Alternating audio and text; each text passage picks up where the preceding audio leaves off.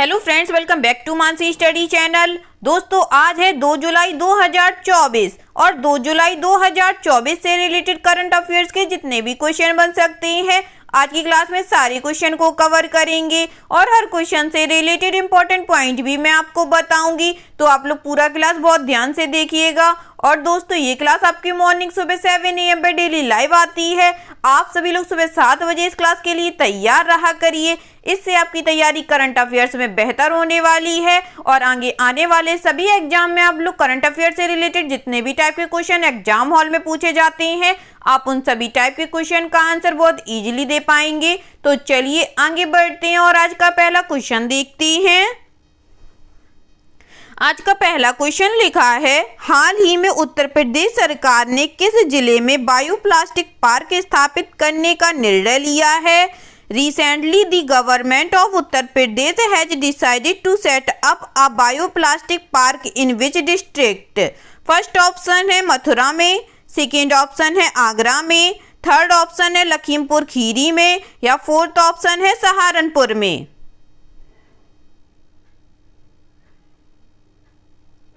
जल्दी से बताइएगा दोस्तों, हाल ही में उत्तर प्रदेश सरकार ने किस जिले में बायोप्लास्टिक पार्क स्थापित करने का निर्णय लिया है? इस क्वेश्चन का जो राइट आंसर हो जाएगा फ्रेंड्स, वह है हमारा option number C, Lakhimpur Kheri में। चलिए इससे रिलेटेड इंपॉर्टेंट पॉइंटों को पढ़ते हैं। उत्तर प्रदेश में योगी आदित्यनाथ सरकार प्लास्टिक प्रदूषण से निपटने के लिए लखीमपुर खीरी जिले के गोकर्णनाथ तहसील के कुंभी गांव में बायोप्लास्टिक पार्क स्थापित कर रही है।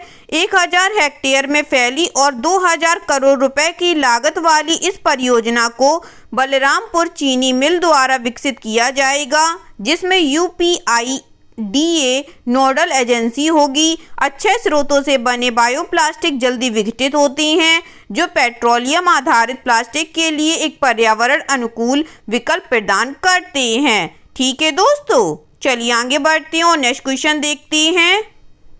नेक्स्ट क्वेश्चन लिखा है फ्रेंड्स, हाल ही में किस संगठन ने प्रवासन और विकास संक्षिप्त रिपोर्ट जारी की है?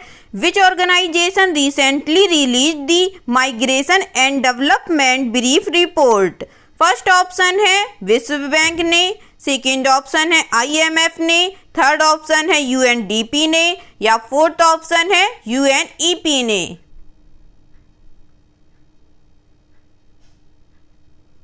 जल्दी से बताइएगा दोस्तों, हाल ही में किस संगठन ने प्रवासन और विकास संक्षिप्त रिपोर्ट जारी की है?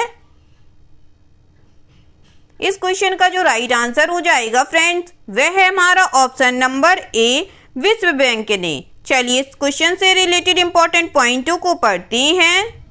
भारत जो विश्व स्तर पर सबसे बड़ा ईंधन प्रेषण प्राप्त करता है, इसको 2024 में $124 बिलियन और 2025 में $129 बिलियन की आवक धन प्रेषण प्राप्त होने की उम्मीद है। 2023 में भारत को $120 बिलियन प्राप्त हुए, जो 7.5% की वृद्धि दर को दर्शाता है, जो 2024 में 3.7% होने का अनुमान है। विश्व बैंक के जून 2024 के प्रवासन और विकास संक्षिप्त विवरण में इन प्रवृत्तियों पर प्रकाश डाला गया है, जिसमें भारत को 18.7 मिलियन प्रवासियों के साथ अग्रणी प्रवासी मूल देश के रूप में उल्लेख किया गया है। ठीक है दोस्तों, चलिए आगे बढ़ते हैं और नेक्स्ट क्वेश्चन देखते हैं। नेक्स्ट क्वेश्चन लिखा है फ्रेंड्स, पेन पिंटर पुरस्कार 2024 से किसे सम्मानित किया गया है? Who has been awarded the PEN Pinter prize 2024? First option है विक्रम सेठ को, सेकेंड ऑप्शन है नीलम सक्सेना को, थर्ड ऑप्शन है विक्रम सिंह को या फोर्थ ऑप्शन है अरुंधति रॉय को।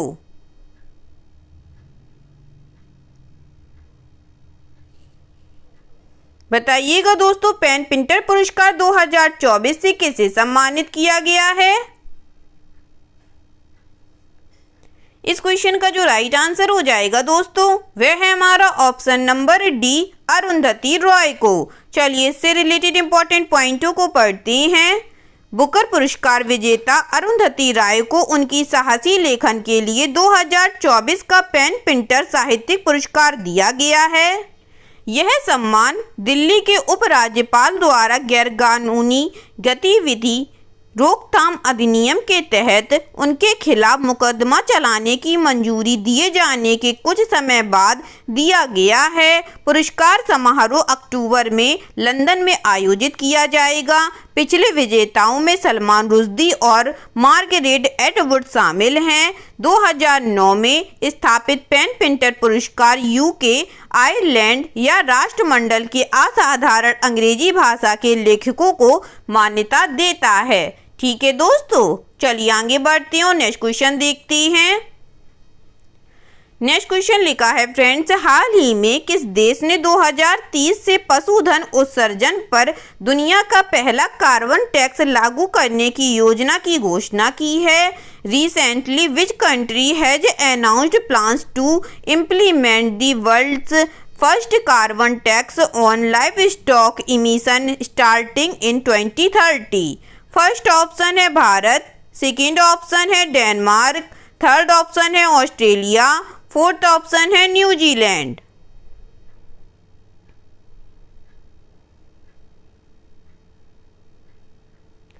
बताइएगा फ्रेंड्स, इस क्वेश्चन का राइट आंसर क्या हो जाएगा? इस क्वेश्चन का जो राइट आंसर हो जाएगा दोस्तों, वह है हमारा ऑप्शन नंबर बी, डेनमार्क। चलिए इससे रिलेटेड इंपॉर्टेंट पॉइंटों को पढ़ते हैं।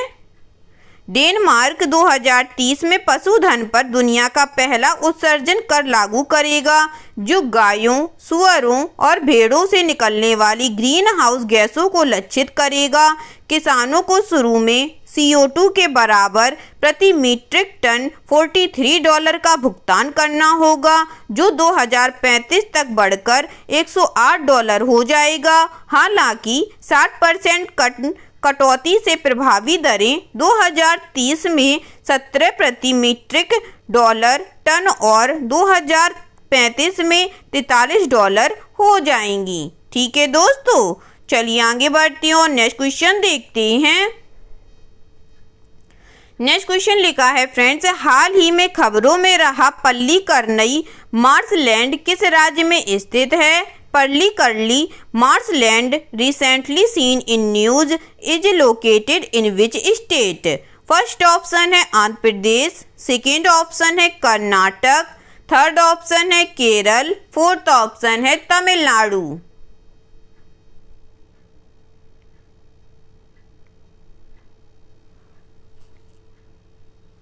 जल्दी से बताइएगा दोस्तों, हाल ही में खबरों में रहा पल्लीकरनई मार्शलैंड किस राज्य में स्थित है? इस क्वेश्चन का जो राइट आंसर हो जाएगा फ्रेंड्स, वह है हमारा ऑप्शन नंबर डी, तमिलनाडु राज्य में। चलिए इससे रिलेटेड इंपॉर्टेंट पॉइंटों को पढ़ते हैं। तमिलनाडु सरकार चेन्नई से 20 किलोमीटर दक्षिण में मीठे पानी और खारे पानी वाली वेटलैंड पल्लीकरनई मार्शलैंड की सुरक्षा के लिए एक उच्च स्तरीय पुल बनाने की योजना बना रही है। चेन्नई की आखिरी प्राकृतिक वेटलैंड्स में से एक के रूप में यह एक जलीय बफर के रूप में कार्य करता है, जो ओकियम, मदावु और कोवलम क्रीक के माध्यम से बंगाल की खाड़ी में 250 वर्ग किलोमीटर की जल निकासी करता है। एक रामसर साइट यह 115 पक्षी प्रजातियों, रसेल, वाइपर और चमकदार आइबिस सहित विविध प्रजातियों का समर्थन करती है। ठीक है दोस्तों, चलिए आगे बढ़ते हैं और नेक्स्ट क्वेश्चन देखते हैं।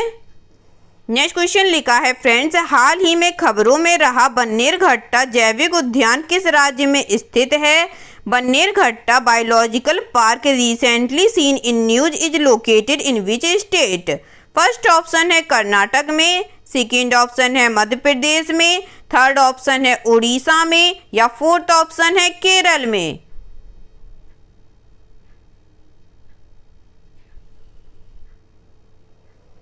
जल्दी से बताइएगा दोस्तों, हाल ही में खबरों में रहा बन्नेरघट्टा जैविक उद्यान किस राज्य में स्थित है? इस क्वेश्चन का जो राइट आंसर हो जाएगा फ्रेंड्स, वह है हमारा ऑप्शन नंबर ए, कर्नाटक में। चलिए इससे रिलेटेड इंपॉर्टेंट पॉइंटों को पढ़ते हैं। कर्नाटक के बन्नेरघट्टा जैविक उद्यान में भारत की सबसे बड़ी तेंदुआ सफारी खोली गई है। 20 हेक्टेयर में फैले इस सफारी में 8 तेंदुए हैं और इस संख्या को बढ़ाने की योजना है। इस क्षेत्र को रेलवे बैरिकेड्स से सुरक्षित किया गया है और 4.5 मीटर ऊंची चेन लिंक जाली और हल्के स्टील की चादरों से घेरा गया है ताकि यह सुनिश्चित किया जा सके कि तेंदुए सीमाओं के भीतर रहें। ठीक है दोस्तों, चलिए आगे बढ़ते हैं और नेक्स्ट क्वेश्चन देखते हैं।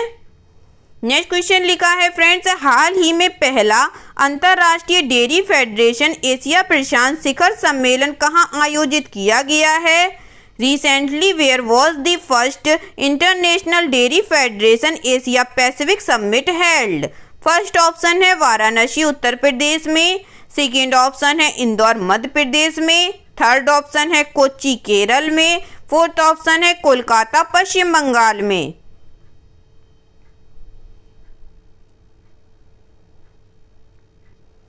जल्दी से बताइएगा दोस्तों, हाल ही में पहला अंतर्राष्ट्रीय डेयरी फेडरेशन एशिया प्रशांत शिखर सम्मेलन कहाँ आयोजित किया गया है? इस क्वेश्चन का जो राइट आंसर हो जाएगा friends, option number C, Kochi Kerala में। चलिए इससे रिलेटेड इंपॉर्टेंट पॉइंटों को पढ़ते हैं। पहला IDF क्षेत्रीय डेयरी सम्मेलन एशिया प्रशांत 2024 कोच्चि में 26 से 28 जून 2024 को ग्रेड इयात बोलगर्टी में आयोजित किया जाएगा। अंतर्राष्ट्रीय डेयरी महासंघ की भारतीय राष्ट्रीय समिति द्वारा डेयरी में किसान केंद्रित नवाचार विषय पर आयोजित इस सम्मेलन का आयोजन किया गया है। प्रमुख हस्तियों में पशुपालन और डेयरी सचिव और राष्ट्रीय डेयरी विकास बोर्ड शामिल हैं। नेता और विशेषज्ञ वैश्विक डेयरी क्षेत्र के मुद्दों पर चर्चा करेंगे।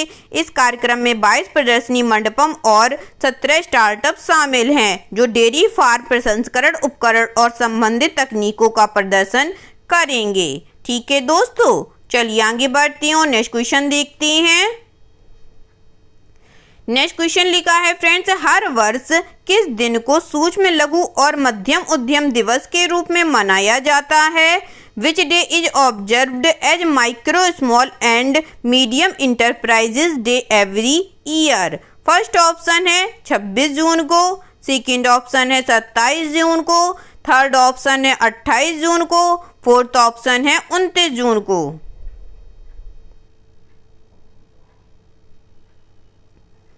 बताइएगा दोस्तों, हर वर्ष किस दिन को सूक्ष्म लघु और मध्यम उद्यम दिवस के रूप में मनाया जाता है?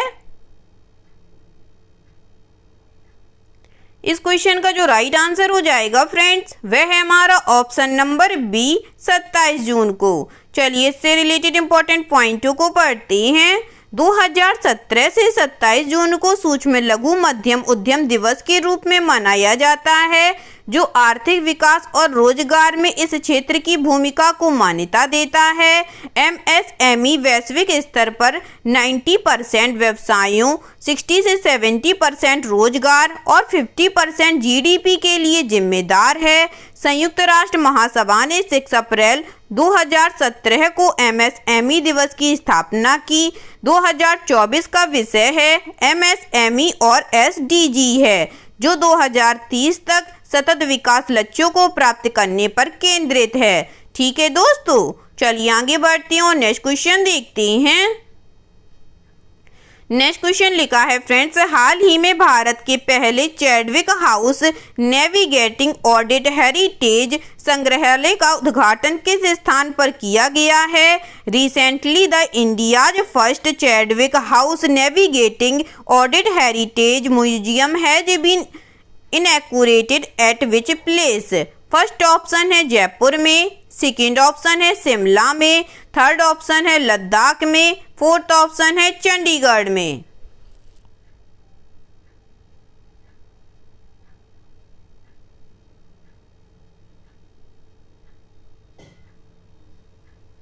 बताइएगा दोस्तों, इस क्वेश्चन का राइट आंसर क्या हो जाएगा?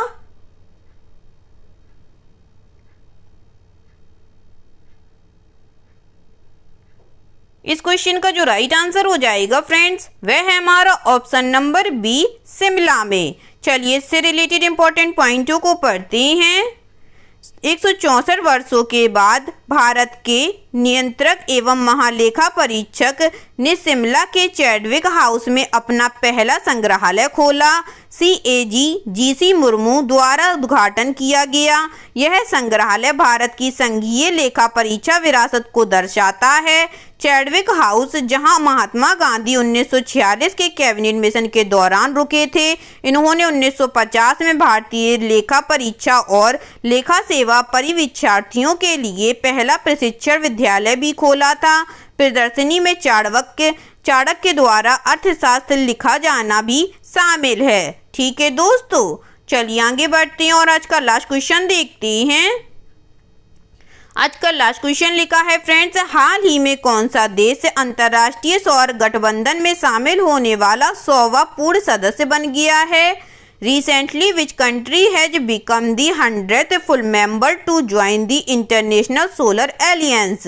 फर्स्ट ऑप्शन है पैराग्वे, सेकेंड ऑप्शन है चीन, थर्ड ऑप्शन है दक्षिण अफ्रीका, फोर्थ ऑप्शन है ब्राजील।